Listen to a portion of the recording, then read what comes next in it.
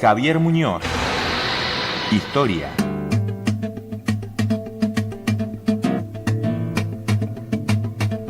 Bien, queda hecha la presentación. Saludamos al profesor Javier Muñoz. Buenos días. Buenos días, ¿cómo está usted? ¿Bien? Muy bien, muy bien. Agradable, una época del año para disfrutar. Por lo menos, bueno, siempre me saltan aquellos que dicen sí, pero que la alergia, que esto, que lo, pero realmente visualmente, físicamente, en cuanto a la energía del sol y todo lo demás, es como para disfrutar. Es mucho mejor. Mire, ya terminó agosto y estamos entrando en primavera. ¿Quién pasó el agosto? Bueno, Listo, así se dice, por ejemplo. Sí, El que pasó sí. agosto va a seguir sin problema. Pero bueno, vamos al nuestro. Venimos hablando del peronismo, ¿sí? Ya la primera y segunda etapa. Hemos hablado de la primera y segunda etapa, de la conformación del peronismo, la inserción, las elecciones, cómo Perón llegó al poder, cómo fue el proceso electoral y cómo había sido su primer gobierno y las políticas de acción pública que lleva a cabo el peronismo. Y ahora nos vamos a meter en un tema que durante mucho tiempo lo es aún hoy, ¿no? Pero todavía tengo recuerdo cuando, si bien estamos en un régimen presidencialista, parecía que los que marcaban el ritmo del país eran los ministros de Economía. ¿Cómo manejó la economía el peronismo? Bueno, el peronismo maneja una economía en base a sus postulados, ¿no? Que es la independencia económica, que es básicamente lo que está buscando, su postulado de la economía, la justicia social y la soberanía política. Y en esos términos, y esto se va a plasmar también en la Constitución del 49, es que Perón va a buscar de alguna manera reafianzar las políticas públicas estatales a través de un proceso que se llamó el proceso de nacionalización. Terminada la Segunda Guerra Mundial, la Argentina se va a ver enfrentado a un problema que va a ser el Plan Marshall, por un lado, que nos va a descolocar a nosotros de los mercados. Por el otro lado debemos afrontar el aumento, nosotros habíamos hecho del 75% el valor del trigo de exportación, y además yo insisto, ¿no? Siempre recuerde que las potencias nos hacen pagar las cosas, ¿no es cierto? ¿No? Sí.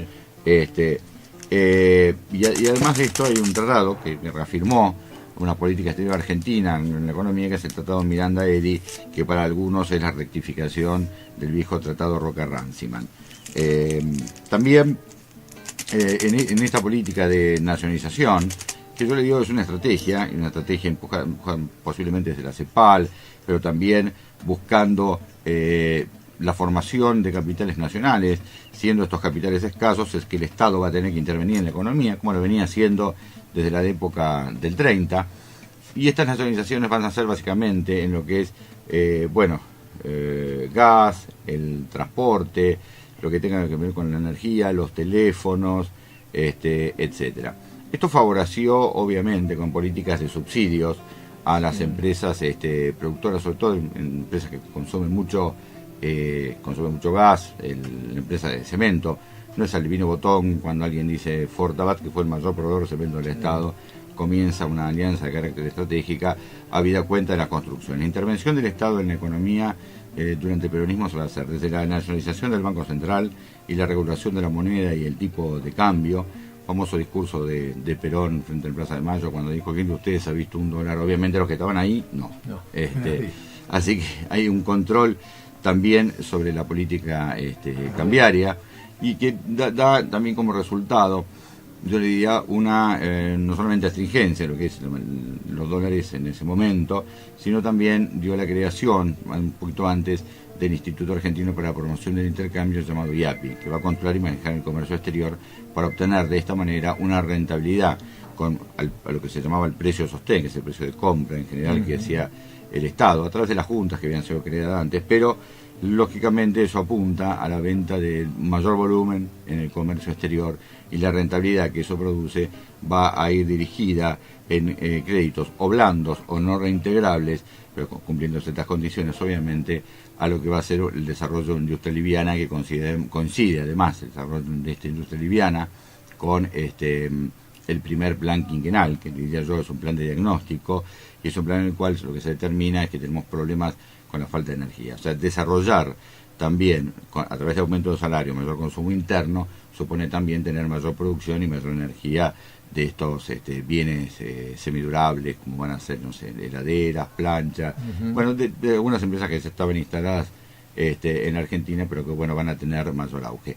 Esta posición que yo estoy diciendo, que parece ser positiva, fue criticada por muchos, ¿no? Lo cual es decir, miren, en vez de crear industrias de base, se crearon 85.000 talleres, con mayor o menor envergadura.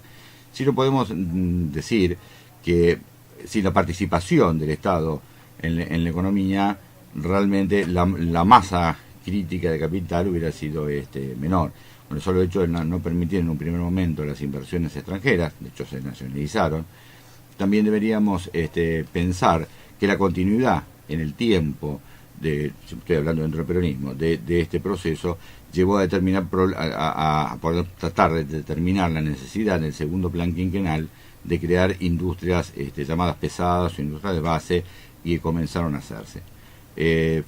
Hornos Zapla, le diría que es uno de los temas también, y además hay una vuelta en el segundo plan quinquenal, una vuelta al campo. Yo le diría que para ese momento las retenciones agropecuarias en el 49,5%, lo cual, como usted se da cuenta, eran muy altas también. Y ya en la última etapa hubo un proceso de nacionalización de la tierra, en el caso de Pereira ahora es uno de los casos, yo diría, emblemática, pero coincidió también, más que un tema económico, con un tema de carácter político, ¿no? O sea, cuando usted ya estamos llegando al 52, y dice, la muerte de Eva cambia muchas cosas, obviamente. En el año 53 se produce la muerte, suicidio, como usted lo quiera llamar, del hermano de Eva, de Juan Duarte, y además hubo en el medio, en el año 50, un mal diagnóstico sobre lo que fue la guerra de Corea, la cual Perón la lee como la Segunda Guerra o la Tercera Guerra Mundial. Esta sería un poco la idea, con lo cual se gastan reservas en materias primas para producir o continuar el desarrollo. Las inversiones públicas siguen estando en viviendas, comedores, escuelas, en desarrollo importante también de esto, y además en esta idea de que es una idea política también que tiene neta influencia, le diría, económica, que es la que el Estado, en la cual el Estado desarrolle ciertos aspectos de la economía de vanguardia. Me estoy refiriendo a los aviones jet, la reparación de jets. Acá los aviones jet se usaron en las últimas batallas aéreas de la Segunda Guerra Mundial, con lo cual acá es una cosa muy novedoso. Siempre a través de se llama industrias mecánicas aeronáuticas del Estado, y además de eso la producción de automóviles, o sea, de unos viejos jeeps que se habían importado y que había conseguido el Estado como base de guerra, etcétera. Sobre eso se montaron vehículos que se llamó, rastrojero, luego otro que se llamó justicialista, en fin, otro que con carrocería diseñó Porsche también, con motores pequeños, pero la idea era hacer un auto económico, popular y accesible, y que pudiera llegar a las personas. Obviamente los otros autos, como lo voy a llamar, los autos que se llaman, también el auto fue un premio para algunos militares y manejaban a través del IAPI. Las versiones siempre dijeron que el que manejaba la importación dentro del IAPI era Hugo del Carril, porque cantó la marcha peronista.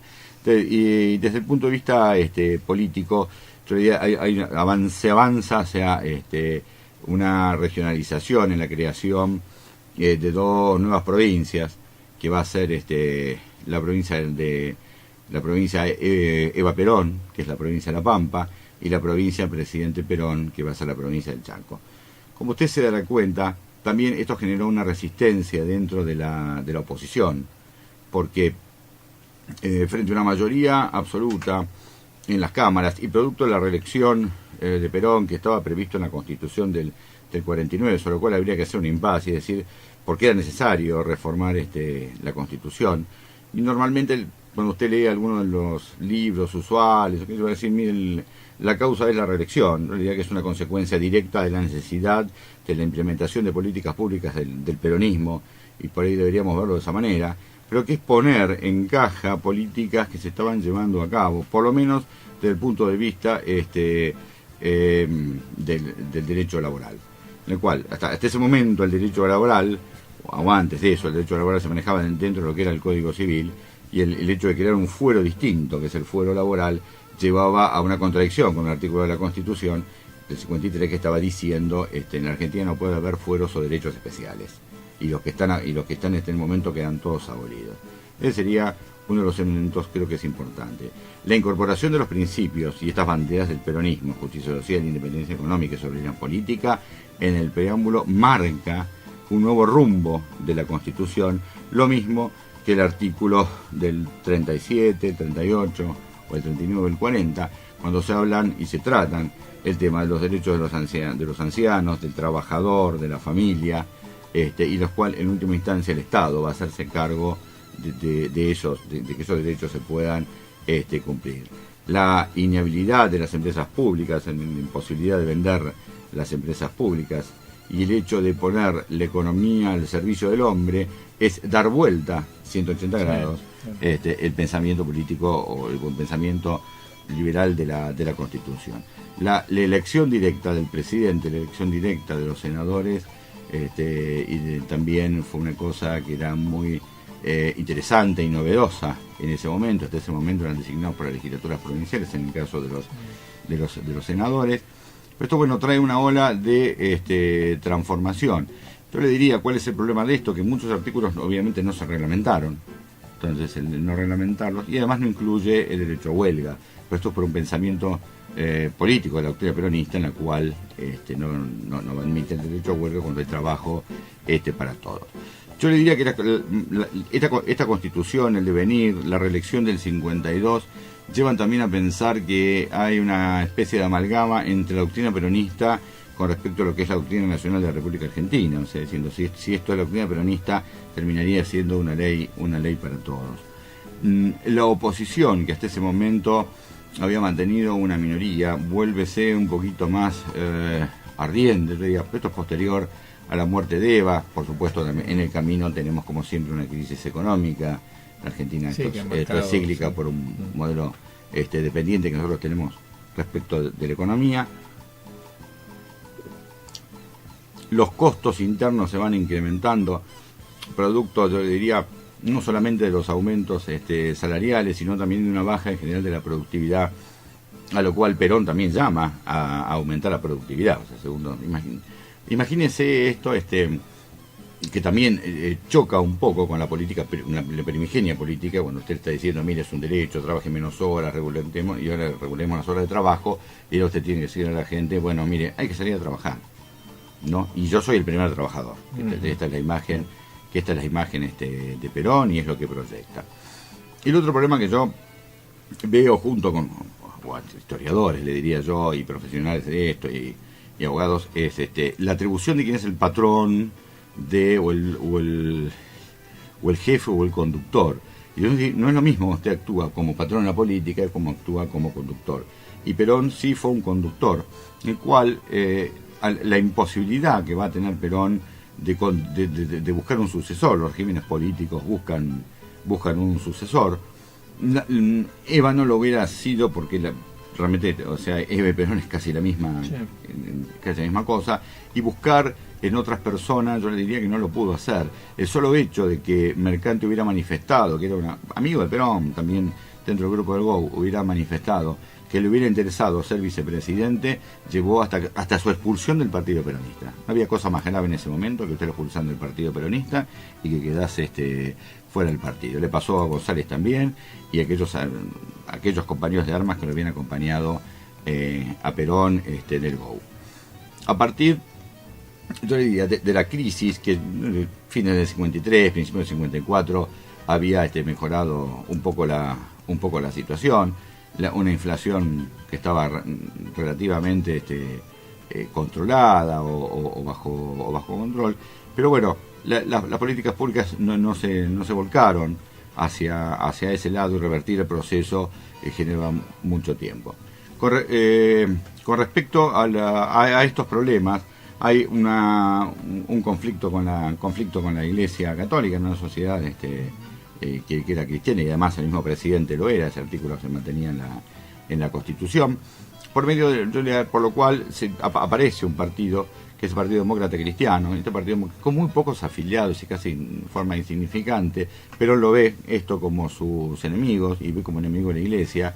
El afer de la UES, o sea, la idea de que la militancia se extienda a los estudiantes secundarios, así se lo había hecho saber a su ministro Méndez San Martín, Y la U es en esa idea de mens sana in corpore sano que tiene Perón, pero hay básicamente un adoctrinamiento y lo que sí en él se percibe una restricción de la libertad. Ya está cerrado, clausurado el diario de la prensa, cerrado y entregado a la CGT, la nueva provincia también. Recordemos que Cipriano Reyes, quien había prestado el partido laborista para que Perón llegara al poder, estaba preso Balbín también, y Frondizi en algún momento hace algunas revueltas. Y esto provoca el 16 de junio del 55 un golpe, realmente que termina en un bombardeo sobre Plaza de Mayo con el objetivo de matar a Perón por parte de los militares.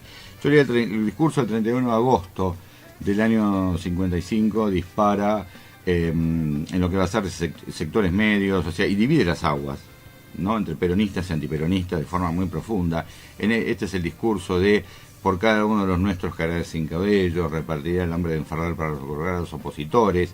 Y había hecho Perón también un renunciamiento hacia la CGT, que no es el órgano, sino es el Congreso, donde usted tiene que renunciar contra el presidente. Pero finalmente estamos al final de un periodo.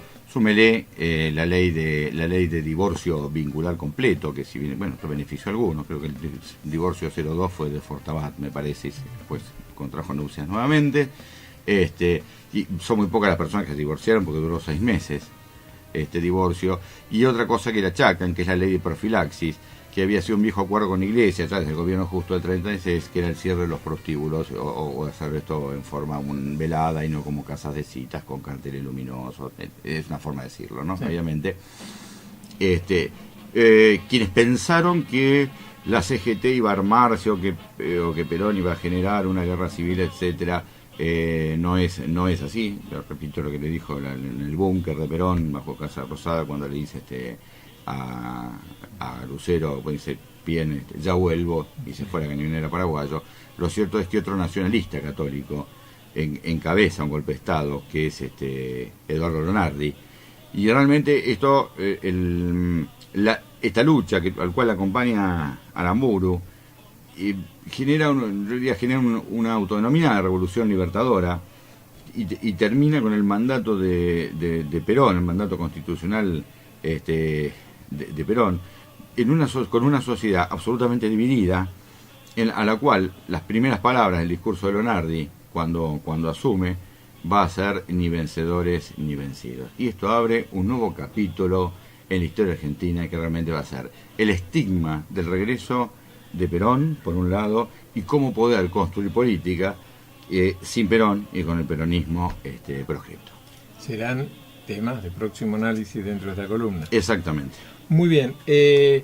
Seguimos con la misma bibliografía, agregamos algo como para Yo, poder seguir. La misma bibliografía, me parece interesante, de Lilia Caimari, El peronismo y la Iglesia Católica, lo que creo que es un libro muy interesante. Y si no también, bueno, la editorial sudamericana ha publicado esta historia argentina, que es muy abundante, fácil de leer y de una muy linda lectura, ¿no? El Barco también, sobre peronismo, lo ha trabajado mucho. Bueno, muy amable profesor Muñoz, nos reencontramos el próximo jueves, como es habitual. ¿Cómo no? Muchas gracias.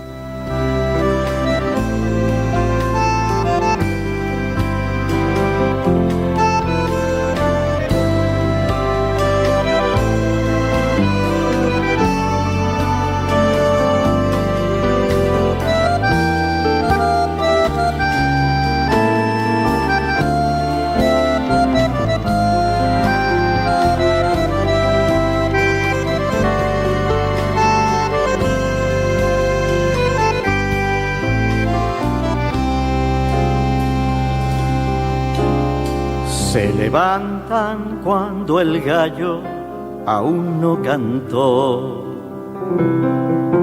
y perfuman de rumores la estación. Los persigue la impaciencia y ese plus por asistencia al costado menos frío del vagón. Después entran a desgano en la ciudad porque intuyen que es perder la libertad. Y en las noches se desquitan matecito y torta frita, y que llueva lo que quiera en el barrial. Allá se van aquellos son esos tigres verdaderos, son mis diarios compañeros, mis hermanos, los obreros de Morón.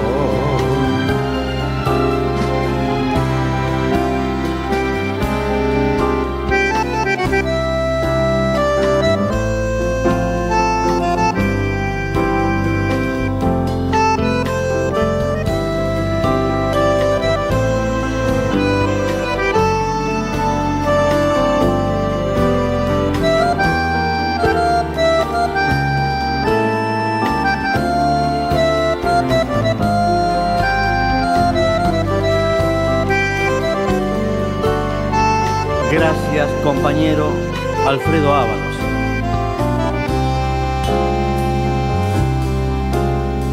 Hay un bolso con un peine y con un pan, algún diario y la camisa de sudar,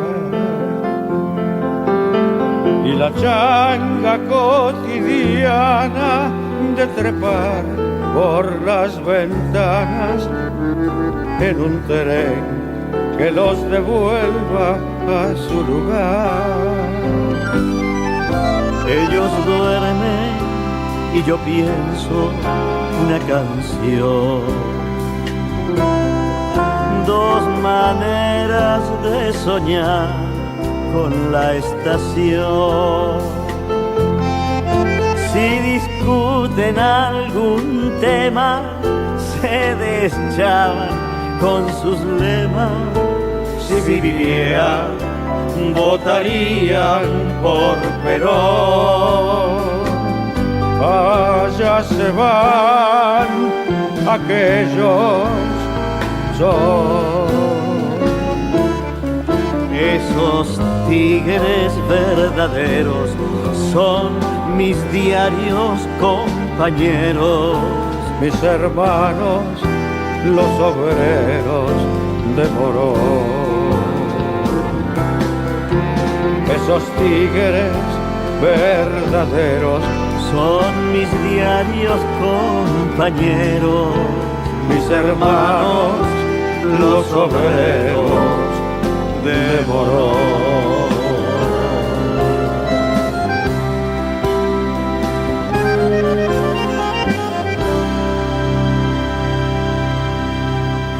Jorge Marciali con Alfredo Ábalos, Los Obreros de Morón. La Antena.